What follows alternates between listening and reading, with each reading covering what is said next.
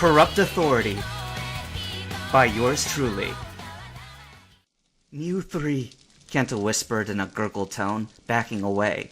He and Red were getting dangerously close to the fire. So that's what I saw. Red glanced at him a moment, but kept his eyes trained on the dark Mew clone. You only told me briefly about it. Do you know what it's capable of? No. I was really hoping it would stay dormant in its test tube. I wonder if we can fight it. But honestly, I have doubts. What are you two whispering about down there? Came Jen's voice, unfittingly light and sing-song. Don't leave me out just 'cause I'm a girl. I thought it looked familiar, said Red grimly. And I concur. Mew clones are next to unbeatable. But are they catchable? Replied Kenta, activating the snag machine on his arm.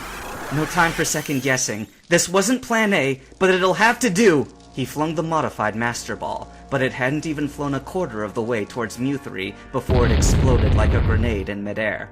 On the big screen, Jen waggled her finger and clicked her tongue. Don't be a thief. Wasn't that what all this upset was about? Bolt! Shouted Kenta, a note of panic in his voice. So many targets, Jen said in an almost dreamy voice, as the Salamence whirled through the stadium entrance towards Kenta and Red. But who to punish first? Eeny, meeny, miny, mo. An expression of agony came over Bolt's face as he and his wings were suddenly separated in midair. He crashed face first into the ground, leaving a trench of dirt and blood trailing behind him. Catch a Raikou by the toe.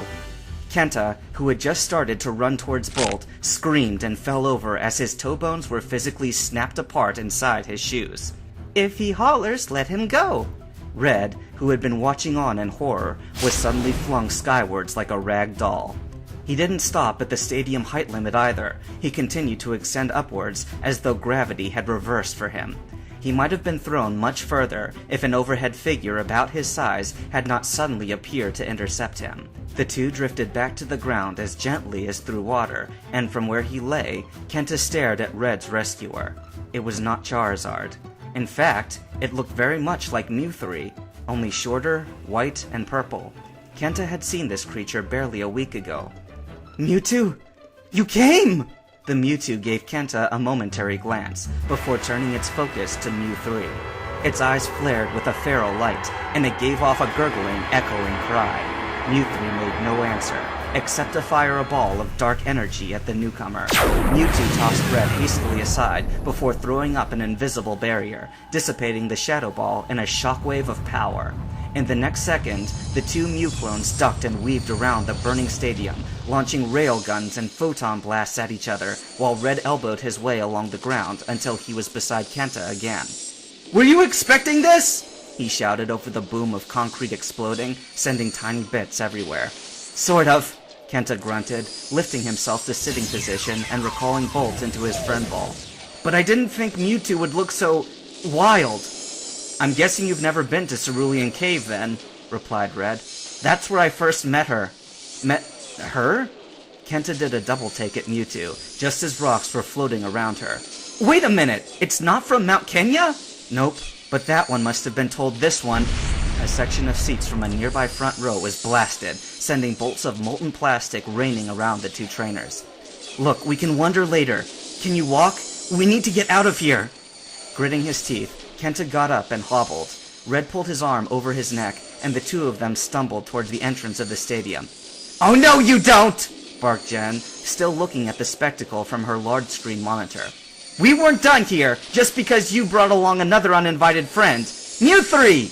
The dark Mew clone blew Kenta and Gold off their feet with a sweep of its hand, but paid for its moment of distraction with a jolt of electricity from Mewtwo. The trainers fell on their faces, once again swept clear to the other end of the arena. Disable! Shouted Jen.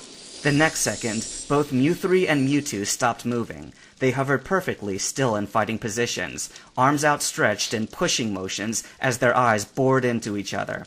The fire continued to blaze, and more rubble fell, but there was no more noise, except for the shouting of trainers outside the arena. Then Jen spoke, her voice cold and mirthless. Look at what a mess you've made. All I wanted to do was show you why you can't win. That meant scaring you a little, but not killing you. Now, I could tell Mew3 to break the concentration of disable, but then that would continue this battle, and you would die in the crossfire. This does not end well for you. And what about you, huh? Kenta demanded, anger and sorrow mixing in his voice.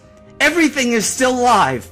You cut Bolt's wings off on television, you monster! Do you think sparing me will dampen Japan's rage against all you have done? Jen was silent for a second. Mew3, come. Before Kenta could look, Mew3 had vanished. The creature hadn't teleported, but the sheer speed of its departure was comparable only to its entrance, the blink of an eye. The endgame here is not the threat of death, but the hope of cooperation, Jen remarked. The Japanese are a proud people who would prefer death to certain things. That is impractical. Death is for the enemies of this great nation. We will compel cooperation with other methods. No more infighting of people or Pokemon. We will propose smarter solutions. Red snorted. Hear that, Gold? Behind her Warhawk exterior is a dove of peace, and underneath another hawk. Before Kenta could reply, a boom came from the middle of the arena. Mew3 was back, and it was holding a limp, fiery creature of black and gold under one skinny arm. Kenta gave a strangled yell of recognition, running forward. Baku! Jen's voice stopped him. Not yet. The deal has changed slightly. I've decided that I don't want you to disappear after all. I want you somewhere nice and safe. Mew3 will leave your Typhlosion here and fly you to the Silhouette police still waiting outside. Kenta looked longingly at Bakufun, but covered his eyes and shook his head. No, I can't. Going with Arcada is suicide. For a moment, Jen's eyes widened with madness, and she took a deep breath as if ready to explode.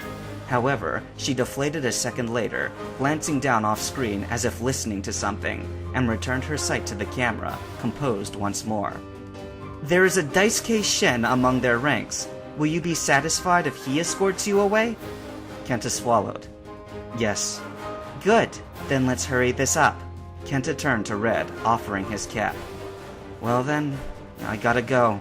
Please take care of Baku. The S-Class Pokemon is to be put in a Pokemon professor's custody, not a loyalist's for you, said Jen sternly. Alright, just here, give this to my brother, will you? Kenta shoved his hat into Red's hands, breathing thickly. And just in case, tell him that I love him. Red looked down at the hat, black and gold like the Pokemon and trainer who had proved a stronger bond than his and his team's. You don't have to do this, Gold, he said with difficulty, a strangled sob threatening to block his throat. We've got a whole alliance of capable Pokemon trainers standing just outside. With the help of Mewtwo here, we could totally beat this Mew3. Yeah, maybe. Kenta shrugged, backing into Mew3's waiting arms. But then people would probably die after all, and nobody wants that. Plus, I've done some bad stuff. Good intentions or no, it's kind of a relief that I'm going to jail. Baku's eyes slowly opened, and from where he lay on the ruined pavement, he weakly looked up just as Mew3's arms clamped over Kenta's chest. Kenta glanced down and smiled. It's gonna be okay, buddy. Goodbye. With that, he was lifted off like a rocket.